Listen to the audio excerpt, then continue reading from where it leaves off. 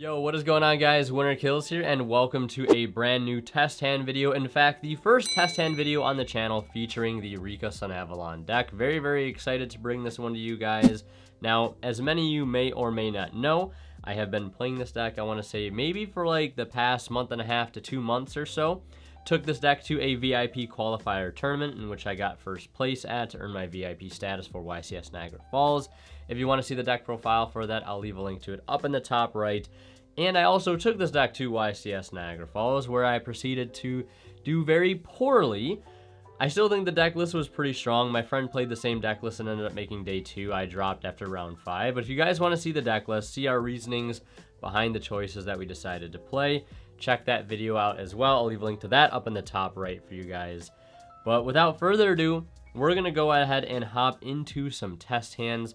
I will go over some of the specific combos that I like to do, some of the more mainstream combos, and just some cool interactions overall, just drawing random hands as opposed to just trying to like cherry pick certain combos. As many of you know, that's why I like to do test hand videos instead of like dedicated combo videos, although I'll still do them from time to time.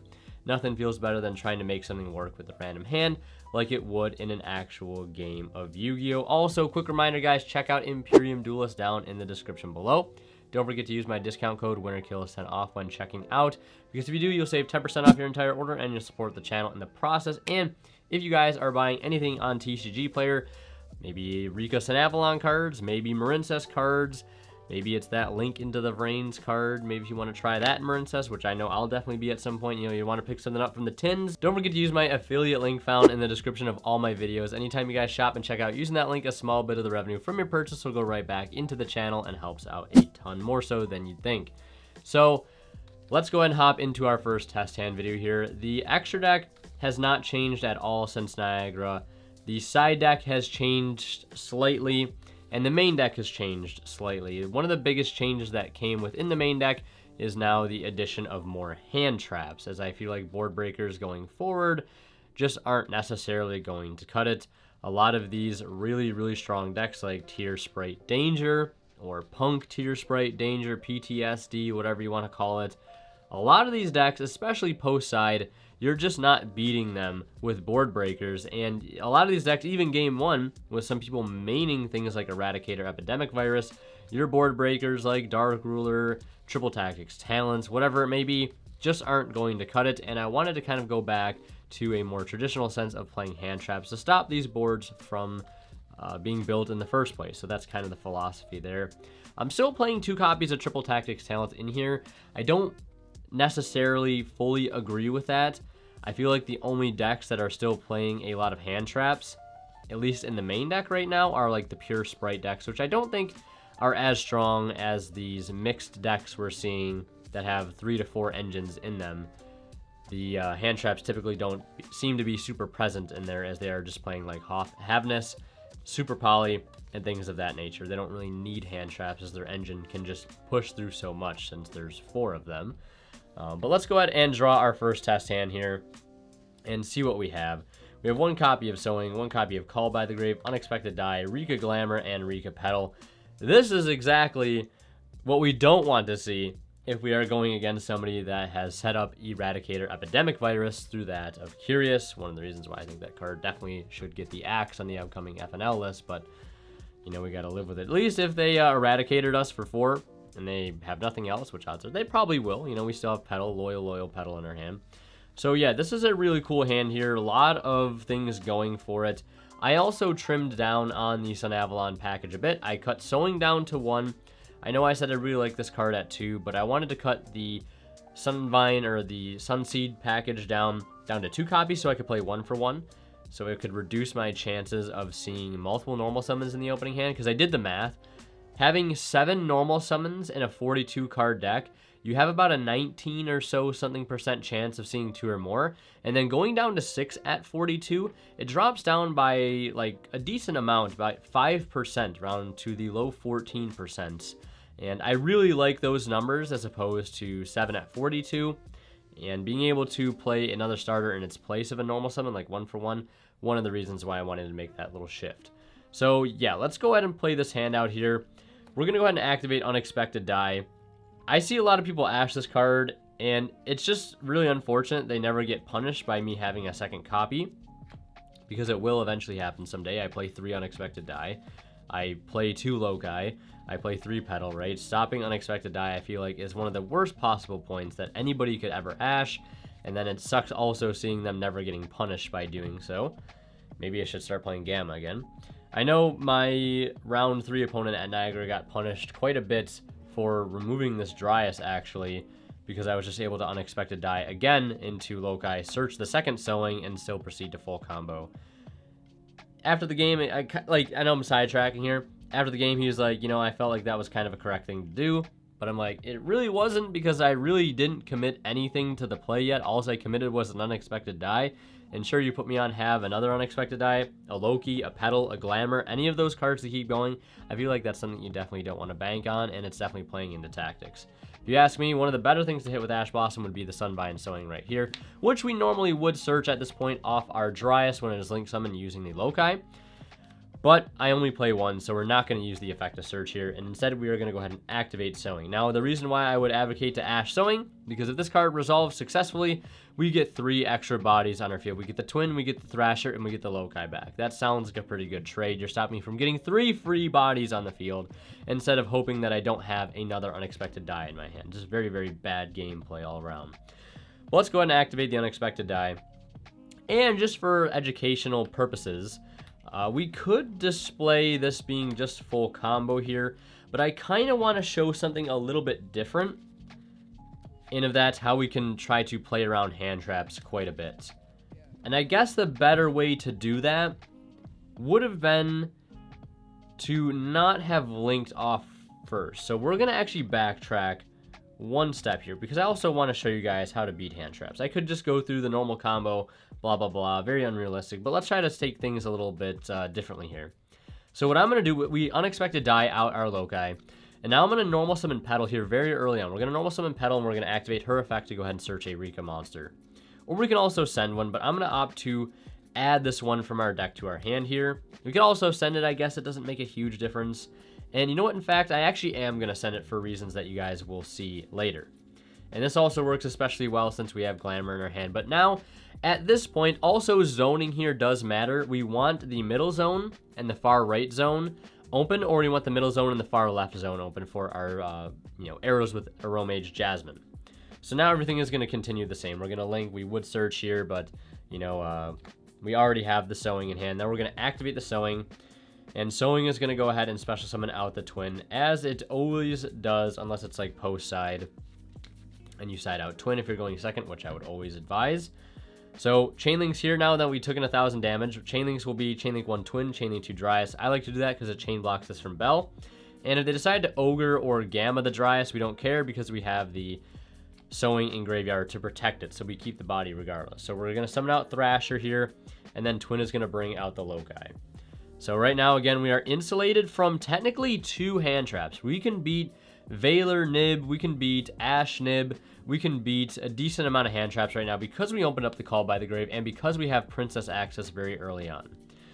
So now we're going to go ahead and link these off. Also, I don't go for the healer there because I only play 1 healer and we need to save it for this point in the combo. So we're going to make Jasmine. Then importantly, we're going to link off our Twin first because we need to be able to make the Dryas first. And then we need to be able to make our healer, which specifically requires a plant normal monster, which Loki conveniently is. Now at this point, on the summon of healer, we're going to target Dryas to gain 300 attack times its link rating, so we'll just gain 300, and that puts us up to 83. That will trigger Jasmine effect here to go ahead and search for a Rikka monster. Well, not a Rikka monster, add any plant monster from our deck to our hand. Now, here we have a few options. We could grab Snowdrop, possibly. We could also grab Moodon here, but our Glamour can also get us that as well. And I'm also trying to figure out a way that we can get to a level 4 body on field so we can make a rank 4 play with Strenna and be able to tribute that off to generate an additional interruption. Typically, we would be adding something like Moodon here or Princess or Snowdrop. And then we'd get the Petal off of the Jasmine. And that would search us another body as well. But we did things a little bit differently here in the fact that we wanted to try to play around, you know, hand traps to the best of our ability. So what I think I'm going to do here is keep it simple. I'm just going to go ahead and add a copy of Snowdrop to our hand. And then we're going to go ahead and use the Glamour to go ahead and search for Mudon, just like this. And then we're going to use the other effect of Jasmine to tribute off the healer as cost to go ahead and special summon a plant from the deck. Now, here we could summon something like Carrot Weight. We could summon Primula. I honestly think it would be okay to go ahead and summon the Carrot Weight here, just so we can get that out of the deck and into our rotation. Now, this does play into Dark Charmer Gloomy, which is a little bit unfortunate, but if our end board is able to be pulled off, I don't really think we're going to let them get to that point. Now, next, we're going to go ahead and use Snowdrop to tribute over the Dryas, and we're going to summon out the Mudon alongside of it. And we're going to activate Mudon effect to add a Rikka spell or trap, since it was special summoned by the effect of a plant. So now, we're going to go ahead and add a Con to our hand. And we don't want to activate it yet, importantly, because we need a way to... Well, I mean, we could activate it and then use the other effect to set to trigger Hyperiton to attach a spell. But we're just going to hold it for now. We're going to use Snowdrop effect, targeting the World Carrot Weight to overlay them. Well, to make every plant we control level 4. And now we're going to overlay both of those level 4s into the Queen Strenna. And importantly, we are going to detach, and we are going to add back the Mudon that we just attached. Yes, we can do that because Rikka Strenna needs to add back a Rikka card or a plant.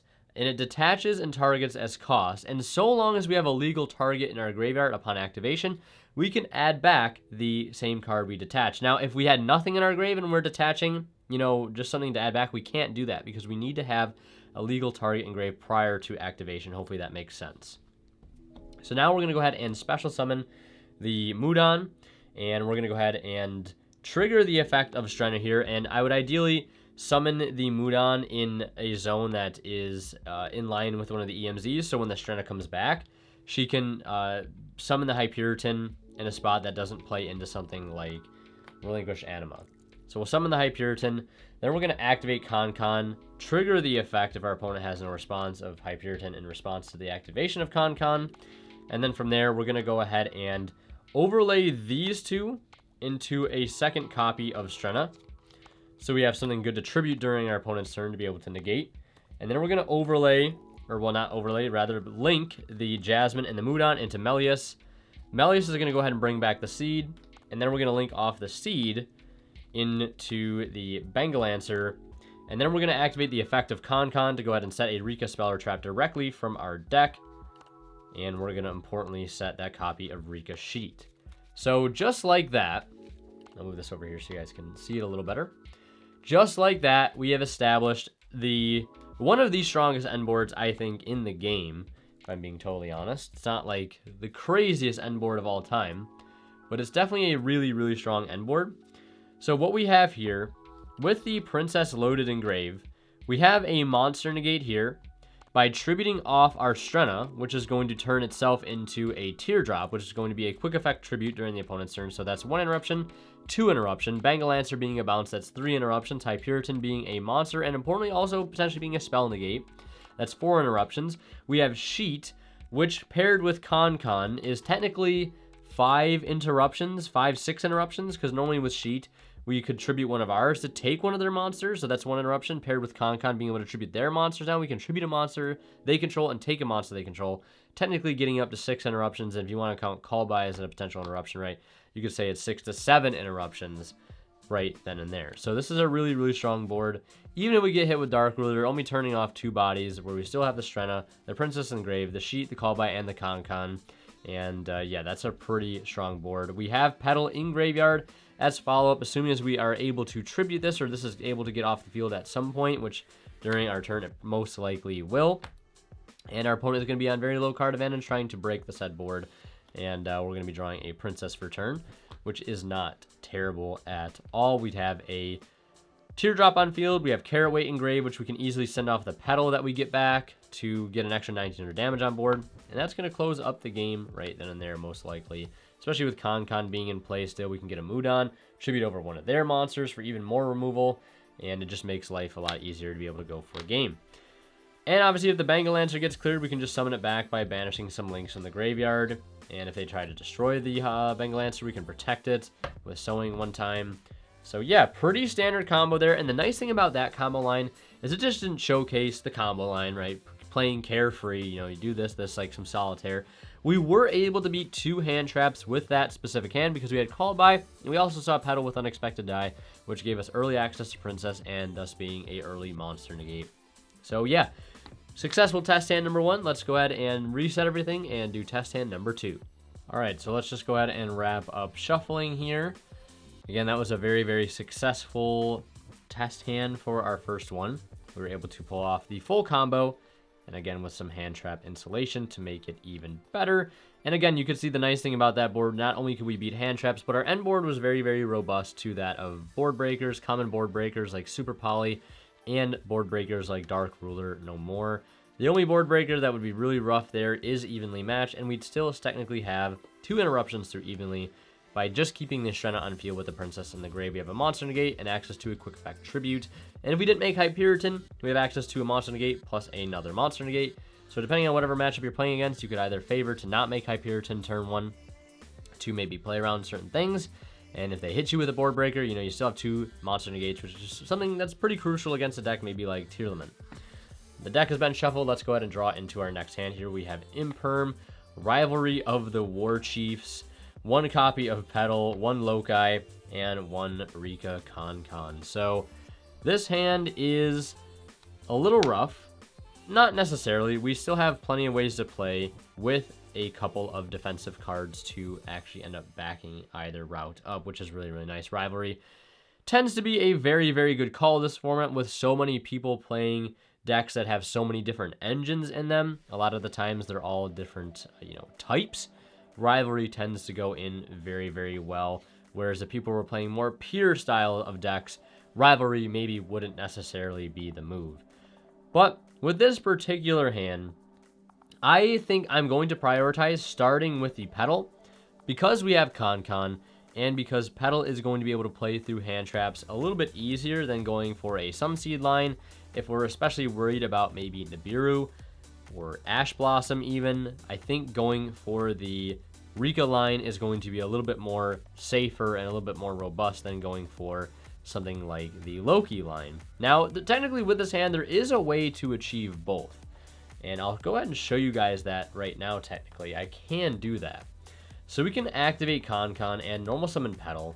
Now, we want to go ahead and actually use the Con here. If we're going to also try to play around something like Gamma or Ghost Ogre, we can use the Con first to go ahead and set a copy of Glamour directly from our deck before we use the Petal. Because again, in order to use Con's effect to set, we need to control a Rikka monster. So, yeah, if we were to use Petal first before setting with Con and they had like Ogre or Gamma, again, we would lose our opportunity to even set a card like Glamour to be able to keep playing. Now, what we could technically do here is we could use Petal to go ahead and search for Snowdrop, and we could use Glamour to search for Princess, or we could do it vice versa, and Snowdrop would allow us to tribute over the Petal to bring out Loki in order to do our seed combo while having protection with the Snow Princess. So that is technically a line we could play, and I think that's exactly what I'm going to go ahead and do. So we'll start by activating Glamour, and we will not tribute here to search. We'll just go ahead and add a copy of Princess, and then we'll activate Petal once that all resolves to go ahead and search a copy of Snowdrop. We could play it even more conservatively here and just like grab Mudan. Mudan tributes over the Petal to grab Sheet, and then we can basically chill on Mudan with Princess, Imperm, Rivalry with Petal engraved. That could also be, an option as well if you wanted to play it super conservatively and not, try to walk too hard into hand traps. So now we're going to use the Petal as tribute fodder for Snowdrop's effect. So we're going to summon her, importantly, not in the center and a far right zone or the center and the far left zone, because again, for that whole like triple threat board with the Jasmine, we need to have those specific zones open. So now Snowdrop's going to bring out itself and the Loki, and now we have a Rikka on board for our Con. We also have a Rikka on board for our Princess, and then we can kind of continue here to go about our combo. We can activate the effect here to go ahead and search that copy of Sowing, and then we can activate Sowing, and if they decide to Ash here, we technically don't have to negate with Princess, we could actually just summon the Princess next, use this to make it a level 4, detach to add back, and then basically chill with a monster negate that can go into Hyperion with Rivalry, with Imperm, and we can basically just call it there, right? So if you get Ash here, we aren't technically forced to use our Princess yet. We only want to use that Princess on something that's really, really high impact, like a Nibiru, honestly, would be the best, or a Droll Knockbird. But we're going to go ahead and activate the Sowing here.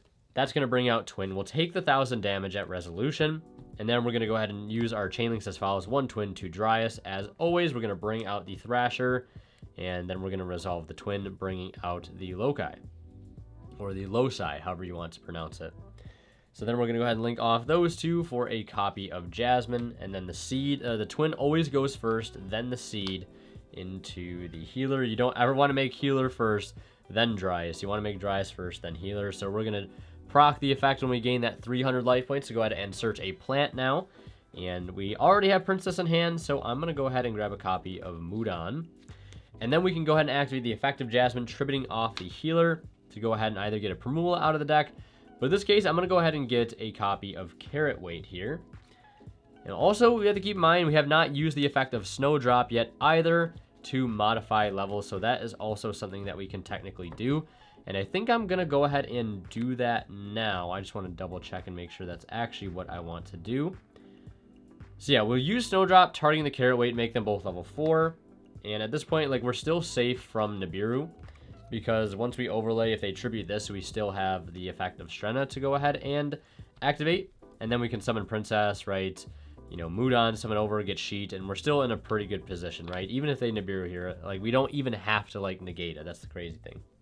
So now we're going to go ahead and activate the effect of Strenna. We'll detach the Snowdrop, and let's see what we have in our graveyard here. There's a lot of things we could add back. We could add Glamour back for basically a free, you know, follow-up for next turn. We could add Snowdrop back to our hand, which I also kind of like the idea of quite a bit, actually.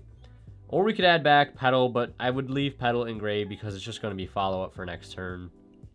We can always get another Glamour off of Con or Mudan next turn. So I think for the sake of this video, and this hand in particular, I think I want to go ahead and add back the Snowdrop. Maybe that's a bit greedy. I'm going to actually just add back the Glamour. We're going to add back the Glamour. So now from here, we can actually, like, potentially leave the board the way it is, or we could activate the Mudan, tributing over this, go ahead and search Sheet, and then we can link into Melius and then into Bengalancer, and we can kind of chill there, because ending on just Bengalancer Strenna will help to play around things like evenly a little bit better, and it will also make it so that we have another Strenna in our extra deck next turn for follow, which is something that, you know, I really like about playing 3 Strenna, is it really helps your grind game, in my opinion, being able to add back things like Snowdrop and Mudans and recycling Sheets just to be able to outgrind your opponent. I find that to be very, very advantageous. So right now I'm just trying to think about what's like going to be the best thing here. I don't want to give my opponent any opportunity to be able to hit us with Nibiru, so I think what I'm going to do is just activate Mudan, tributing over the Dryas. I think that's what I want to go ahead and do here. And then Mudan is going to go ahead and search Sheet, because we could easily just, you know, Mudan, tribute over the Strenna and make Hyperion. And I guess we still have a Rikka on field to be able to negate a monster with Princess, so maybe that's exactly what we do. But then the question is, will we have a Rikka monster on field to be able to negate something with the Princess if we do that route? I don't think we will, because, well, we'd have this, that, I think, because there's a couple different ways we could play this out, right? There isn't just one sort of linear way to do this. There's a couple ways, and I want to kind of go ahead and point these out. So the first being is we could easily activate Mudan's effect, tribute it over the Strenna, and then we could actually chain block our Strenna effect there, or we can chain block our Mudan, whichever we feel more valuable. If we want to block Bell, we can chain block the Strenna, put it as chain link 1. If we want to chain block Ash, we can put the Mudan as chain link 1. It really depends on what you're afraid of, right? But we could tribute over this, get a Sheet, get a Hyperion. Mudan is on board, and then we can go into Melius and then into Hyperion. So we'd end on Hyperiton, or Bengalancer. So we ended on Hyperiton, Bengalancer, Mudon. So we ended on Hyperiton on our last end board, so I'm going to do things a little bit differently here. So what we're going to do is special summon the Mudon by attributing over the Dryas, and then we're going to go ahead and grab our sheet here, wherever it is. And then from here, we're going to go ahead and link these off into Melius. Melius will revive the seed in the graveyard. That is right there. And then we're going to go ahead and link those off for a copy of Benji or Bengalancer. So now we can basically end our turn like this with these 3 cards set in the backline. Rivalry, Sheet, Imperm. Very, very solid end board now. And we still have access to a Monster Negate with Princess, which can turn into another Monster Negate with Shredder. We have the Bounce, we have the Sheet, which can be a double interruption, essentially, because of Con-Con, Imperm, and Rivalry. And we will have Petal in the graveyard as follow-up. And we have the Sowing as protection, all that good stuff. We also have Glamour as follow-up, too, which is really, really strong. And the nice thing about ending with Princess in hand, as opposed to it being in the graveyard, is that now if we want to, we can play around DD Crow and Called By, which is really, really strong since both those cards are very, very prominent and are in a lot of people's main decks. So, yeah, that's going to wrap it up for that test hand. Little different end board there. We leave ourselves with a little bit more follow-up, and I think we were able to play through a decent amount of hand traps there, or at least prevent getting hand trapped that easily, because we did put up, you know, a little bit of a smarter end board there with that opening that we had. So let's go ahead and reset the deck here and do another test hand. All right, our deck is now fully shuffled. Let's go ahead and draw into our 3rd test hand of the video and see what we get. We have a copy of Sowing, copy of Lokai. Both these cards are being glued to our hand. A copy of Unexpected Die, another Unexpected Die, and a copy of World Carrot Weight. So again, perfect example as to why you should never, ever, ever, ever Ash Unexpected Die. Only Ash it if it's the last card in their hand. So yeah, really not much to talk about here to start. We're just going to activate the Unexpected Die, and if they Ash it, we just made them go -1, which is really, really funny. But in this case, we're going to go ahead and summon out Lokai here. Now, this hand is going to be a little bit more fragile to very high-impact hand traps like Nibiru or Droll and Lockbird. Well, actually, I think since we opened Sowing, we can play around Droll just like a little bit easier. Like, it's still going to hurt, but it's not going to hurt as much. So we're going to summon out the Lokai, and then we're going to link this into Dryas. Dryas will not activate its effect. Then we're going to go ahead and activate Sowing here. And Sowing will go ahead and bring out the Twin as it typically does. And also what's nice about this is that so far we have not used our normal summon yet at this point into the combo, which is nice. And there is a backup plan. There is a plan B here because of World Carrot Weight. So one of the reasons why I actually do like World Carrot Weight in hands like this over something like Primula, as we can get a lot of value out of World Carrot Weight. So we're going to take the 1,000, we're going to gain it back, you know, take a rack, gain it back. We're going to bring out the Thrasher, we're going to bring out the Lokai. Now, this is a pretty good opportunity to Nibiru. Like, I think this is like a really, really good spot to Nibiru a lot of times because it just turns off so much potential. And I'll bring this up now, is that if we did get hit with Nibiru here, there's a cool play we could do, which would be to then, we have the token on field, right? We would normal summon Carrot, link it off for a Dryas, use Carrot Weight's graveyard effect, sending off this Lokai on our hand to bring it back, and then we can link off the Carrot Weight and the Dryas on board into a bit of a Hail Mary dance peon, and if we hit a Petal or a Mudon, we're kind of in there, right? It's one of the reasons why I really like this card is situations like that. You can just normal summon this card. It can be like a pseudo 1-card dance peon, which sometimes with hands like this, you know, could be very, very helpful to help you keep pushing. I kind of want to like play it out as if we do get Nibiru here. Well, would it be better? I think if I was playing against this deck, I think I'd let my opponent actually go ahead and go into... I'd make them burn as much resources as possible, right? I'd let them make the Jasmine. I'd let them make this. And then I think I would Nibiru right here. Actually, no, I would let them fully commit. Let them make the healer and everything. In response to the healer effect, we're going to chain Nibiru. There goes the whole field, right? Everything is gone.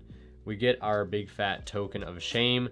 And since we had basically all links on field, it's going to be a 2400 attack token. I'm assuming they're going to go ahead and put that in attack position there. So this is going to be where things get interesting here. And obviously we could have kept going to do full combo there, but we already kind of seen like what that looks like, at least in the past 2 test hands. So we're going to try to mix things up here, and we're going to put it all up to a little gambling and see what our dance peon can hit. Now, if they do have another hand trap for our dance peon, they have another hand trap for our dance peon, right? There's not much we can do at the end of the day. So we just put them on have another hand trap, right? So we're going to have the deck be cut because we're going to do a little bit of a random chance here. We're going to normal summon the Carrot Weight now. We're going to link that off for Dryas, and then we're going to activate Carrot Weight's graveyard effect, sending off the Loci from our hand and putting that into the graveyard. Because if this card's in graveyard, you can send a plant type monster from your hand or face it field to the graveyard to accept itself to special summon this card back. And then we're going to go ahead and link off our last Dryas, and this is why Dryas, I think, should be played at 3. I was like, where's my dance peon? There it is. And then we're going to activate Dance Peon's effect, which says, if this card is link summoned, you can choose a number from 1 to 3. Excavate that many cards off the top of your deck, and if you do, you can special summon up to 2 excavated plant monsters, but they cannot be used as link material. Also send the remaining cards to the graveyard. And what's cool about the card saying excavating is you can use it under defissure, macro, and you know, dimension shifter like cards, because the cards don't actually hit the grave, they're just being excavated. You're kind of revealing them like you would off of a Pot of Prosperity. And any plant monsters you do hit off of it, they're going to get summoned, and the rest go to the grave, so the plant monsters don't have to hit the grave to be excavated, which is a really important thing to know. So we're going to go ahead and reveal 3 and see if we hit off of it. Unfortunately, we don't. What was the next card? How far away were we? Okay. Yeah, was looking a little rough there. But, you know, we could have hit any of our 3 Petal that were in our deck. We could have hit any of the 2 Mudon that were in our deck as well. We also could have ended up hitting a Lone Fire. So that's 1, 2, 3, 4, 5. That's 6 plant monsters in our deck that we could have hit there to potentially allow us to keep playing. Now, again, that was like the worst case scenario there. At this point, we would just have to pass on this. I know that doesn't sound very good, but we did miss on all 3 of our, you know, our mills, our excavations. We did hit a 1-for-1. This would have technically been another Loci, but Loci doesn't really do us anything at this point, especially since the monsters that we do summon off of Dance Peon cannot be used as link material. But yeah, that is going to wrap it up for that test hand here. Again, I didn't want to just play out full combo and do solitaire again. Wanted to show something a little bit more valuable, kind of a backup plan in case you get hit with Nibiru and you have something like World Carrot Weight in hand, for example, with another plant. You can do a little play like that. And even if you didn't have like unexpected die, like if say your opening hand was just this, or maybe not, maybe this is like a better example. You open up like 2 cards like this, or maybe on a Carrot Weight Primula, right? You can normally Carrot Weight, link it off, you know, Carrot Weight effect, summon this out back, make a Dance Peon, try to make something happen. Pretty cool little like kind of tech play you can do there with a card like Carrot Weight. So yeah, that's it for that test hand. We're gonna reset everything and do another one. All right, so the deck has been shuffled. We're going to go ahead and do one more test hand here because that's all the battery on this camera I think is going to allow me. But yeah, let's go ahead and hopefully make this a good one. Opening hands, we have DD Crow, Ash Blossom. I think the first time we're seeing some hand traps, Rikka Sheet, Mudon, and Princess. So this is going to be a pretty short test hand. We did not see any of our actual dedicated starters, our 13 starters I think we have in the deck now. So with this particular hand, I'm going to go ahead and activate Princess by special summoning herself. Yeah, we have to special summon her. And then we're going to activate Mudon by tributing her. And then we're going to go Mudon effect. Now, if they try to Ash here, luckily we can actually just negate with Mudon, which is really, really strong. But we're going to go ahead and activate Mudon effect. And we're going to go ahead and get Con. We're not going to go right for Glamour. We're going to get Con, and then Con's going to set the Glamour, so we can basically get both in that aspect. And now here, we did not normal summon yet. So with the Glamour, again, we have a couple options. Now we could go for the Tribute route to go ahead and search 2 to make a rank 4. The only problem is if we go for a Tribute route here, we play super, super hard into Ash, and that leaves us really with nothing, which is kind of unfortunate. So I think the safest play would be to grab just Petal, although grabbing just Petal really doesn't get us a whole lot, I know. If we really want to bank on going for Ash, like tributing this off and trying to search 2, then be my guest, we can definitely do that, but I don't want to take that gamble here. So I'm going to play it very, very safe. Just go ahead and activate Glamour to search 1 by not tributing. Then we're going to normal summon the Petal. We'll activate Petal effect to search. Now, the only things we really have to search here are basically a Princess. We could search another Mudon for next turn. or we could search a Primula. That's really about all that we can do. I guess the other technical route we could take is now make a dance field play, but again, that plays into hand traps, I think, also unnecessarily. So I think I'm just going to grab a second copy of Princess, and I think that's what I want to grab. It's either going to be Princess or another Mudon. I feel like you could go with either or. I'm gonna go with the Mudon. I'm gonna go with the Mudon. So from here now, the last thing we are gonna do before we wrap up this turn, and again, I know this doesn't seem like much, but this is very important to remember this, is that if we have this situation here, we want to make sure we can link off our petal into a Dryas, because there's no reason to just leave a 0/0 petal on field. It's much better to link it off to go for Dryas, because now they can't attack this. They cannot target the Dryas for attacks, and if we take battle or effect damage, right, we can summon out an extra body off of it, right? Because this card cannot be attacked, but does not prevent our opponent from attacking directly. So if they run over this and attack us directly, we can gain that much back and then summon out another card off of it, like a healer or a Thrasher, which will make it much harder for our opponent to OTK. But I think it's okay that we end on less, because we already have so many interruptions already, right? We got Ash, we have Crow, we already have Sheet that's been hard opened, so we have Sheet Con, we have Princess with a Rikka on field, we have Petal coming back in the end phase, we have follow-up in the form of Mudon, and assuming Petal does come back, right, Petal can search us something, and then we can get like a Snowdrop off of that, and then Snowdrop can bring out itself in the Mudon, which we already have in hand. We can set off Con for another Glamour, right? Feeling pretty good about the situation overall. And if I missed anything with that hand, feel free to let me know. I know there was like a couple other lines we could have took in there, like, you know, Tribute to Search too, but again, I think it was just a little too risky there to try to play into an Ash. Now, if you know you're playing against Tier, right, maybe that happens game 2 or 3, I feel like you could technically maybe not go wrong with searching out those two bodies, for sure. And if you really want to play around Super Poly, I would grab Primula and Carrot Weight, not Primula Princess, because you're putting basically a Garura on their field if you want to do that by playing in a Super Poly. It'd be much better to go for the Dark, Carrot Weight, and then the Water Primula to play around the Super Poly just a little bit easier. So yeah, that is going to do it for this test hand video for test hands. I think we showcased a variety of different things and scenarios. Hopefully, and most importantly, you guys were able to learn something, and hopefully I learned a little something too along the way. If you guys enjoyed this video, leave a like and subscribe if you haven't already, so we can get to 30,000 subscribers. We got big plans coming for 30K, and I'll keep you guys posted on that as we get closer. But as always, Winter Kills signing out. We'll see you guys in the next one. And like always, a big thank you goes to our Divine Level channel members, who are Pony Start, Cadillacs84, Justin Lamb, HE8, Cyber, and Mango. Thank you guys, like always, for your extremely kind and generous support of this channel.